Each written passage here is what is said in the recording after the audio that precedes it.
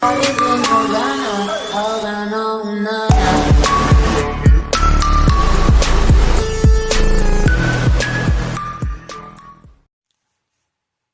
वालेकुम दोस्तों, आप सबको वेलकम करता हूं अपने चैनल सऊदी उर्दू न्यूज़ में।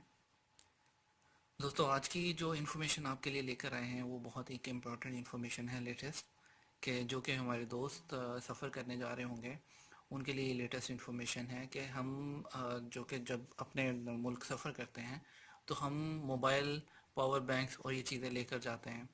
तो आप दोस्तों को बता दें कि अब हम अपने सामान में पावर बैंक लेकर नहीं जा सकते, क्योंकि पावर बैंक की वजह से बहुत सी जो है वो आग लग जाती है, क्योंकि उसमें लिथियम बैटरी मौजूद होती है।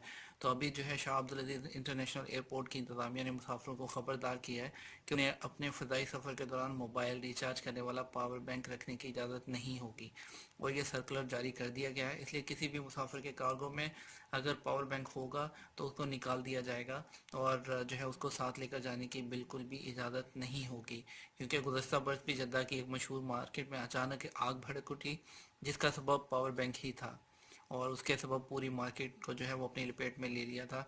तो इसलिए जो है पावर बैंक में ये पाबंदी जो है सिर्फ जद्दा तक महदूद नहीं होगी, बल्कि दुनिया के कई ममालिक में सफ़र के दौरान पावर बैंक रखने पर भी पाबंदी आयद कर दी गई है। तो इसलिए आप दोस्तों से जो है वो गुजारिश है कि जब भी अब आप सफ़र करें सऊदीया से बाहर, तो अपने सफ़र अपने सामान में जो है पावर बैंक ना रखिएगा, इसलिए कि अगर आपको जो है पावर बैंक रखेंगे तो मुश्किलात हो सकती हैं, आपको पेश आ सकती हैं। तो इसलिए आप तसल्ली कर लें कि आप पावर बैंक साथ लेकर नहीं जा रहे।